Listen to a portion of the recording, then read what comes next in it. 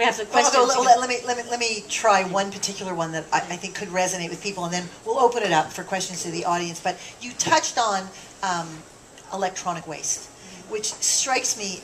You say it's one of the fastest growing, and I think we all can experience it in our life. I mean, you buy a smartphone, and then a fancier smartphone comes out, and you throw it out, and something happens, and I mean, you look in your drawer. I'm sure everybody who looks in their drawer, they have like 42 different electronic items that are sort of sitting there. Do they work? Do they not? And certainly there are plugins. And maybe you could elaborate a bit on this, because I know the thing that I was most struck by was the connection between the smartphones that have coltan in them and, to your point, and you, I think, inspire this, checking the route for where coltan comes from, and then connecting the coltan issue with the rape of women, which is a long, I'm sure you know. So maybe you could talk more about that, your observation on our interaction with electronic waste, and kind of a little bit where it... Yeah. Well, in my 2 decades now of looking at where our stuff comes from and where it goes, I've developed this kind of weird social neurosis that when I look at anything like a cell phone table, anything like its whole life cycle flashes through my eyes, which is why I'm constantly like this. And it's worse for the electronics because of the incredible number of problematic materials in electronics and the speed with which we're throwing them away. So coltan is a particular metal that is used in a whole bunch of our electronics, and one of the places it's sourced is from the Congo, where as our disposable electronics just get more and more disposable, and the replacement cycle shortens, and we're buying and checking them so fast, the demand for coltan has gone up, and so the price has gone up enormously. Congo is plagued by this horrific civil war with enormous genocide, human rights abuses, rape. I mean, it's bad as it gets. And the rebel army, both the official army and the rebels both now are fighting over coltan mines and controlling them and using some of the profits from this coltan to fuel their extreme violence that's happening in the Congo. A lot of people don't think about that when you're buying your cell phone.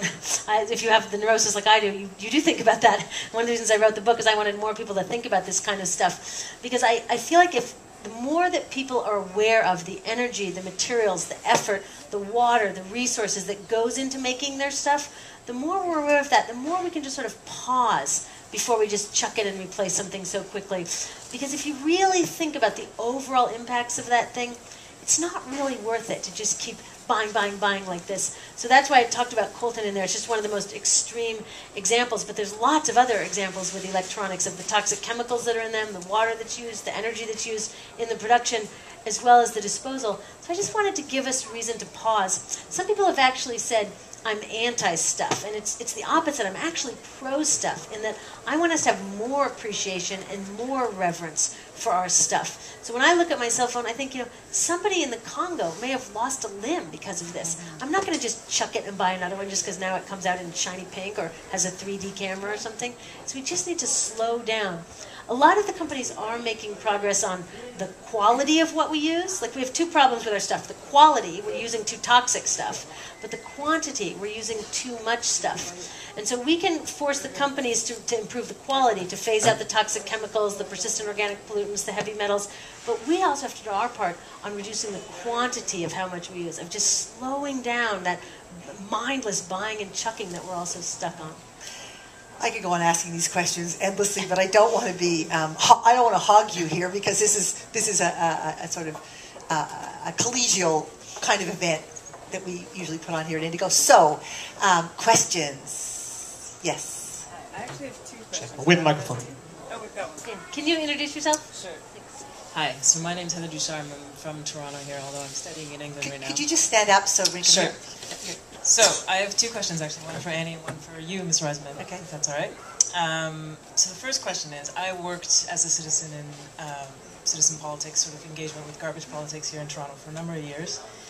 And it was very difficult, of course, to sort of push attention towards the top of the 3 Rs, the sort of the reduction side of things. So I've recently gone back to school, and I'm sort of on a search for examples of policies, whether they're at a municipal level, any level of government, that actually address consumption reduction, this sort of question of quantity. And I'm just wondering if in your many, many journeys, if you know of any good examples of cities or countries that are really making progress politically on the reduction side of things. So that's the first question. Should I wait for that one? Sure, why don't you answer, and then Okay, you can ask great. mine, by all means. There's no country or place that I've seen everything be perfect, but I've seen a lot of different policies and approaches that help move in the right direction. The Philippines, for example, banned garbage incineration. It's the only country in the world with a national ban on garbage incineration. I hope it's the first of many. That's enormously helpful because if you have a garbage incinerator, you have to keep feeding it. You know, you spend hundreds of millions of dollars to build this waste addict. You are locking yourself into continued waste production. So getting rid of garbage incinerators is enormously important. The European Union has had a waste framework directive that's been helpful in some ways in reducing packaging. Not enough, but at least it's a start compared to what we have. There's other things that you wouldn't think of directly about materials, but that are still related, like restrictions on advertising. You know, our society is so commercial saturated. A lot of other countries don't allow advertising, for example, in public schools. You know, there's a limit to how many advertising, so people are not bombarded all the time with messages to consume, consume, consume. So I think at a technical level, at an infrastructural level, and at a cultural level, there's lots of different opportunities. There's actually an organization that has, a couple of organizations that have great examples. One is the Institute for Local Self-Reliance, ilsr.org. They have some examples of best practices. Also, the Zero Waste International Alliance has examples of policies from all around the world of communities that are moving towards zero waste. Like San Francisco has some excellent policies.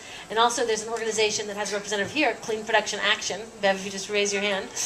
Beverly is one of my gurus on this issue. She has tracked companies all around the world on which ones are making the best progress towards reducing waste and toxics and what policies most promote that. So please talk to her afterwards and check her website, Clean Production Action. Those are some good places Can I to just start. make a suggestion? Since most people here are here to hear Annie, let me deal with hers, but then I promise I will be deliriously happy to answer your question. I just want to make sure we get people on the real guest.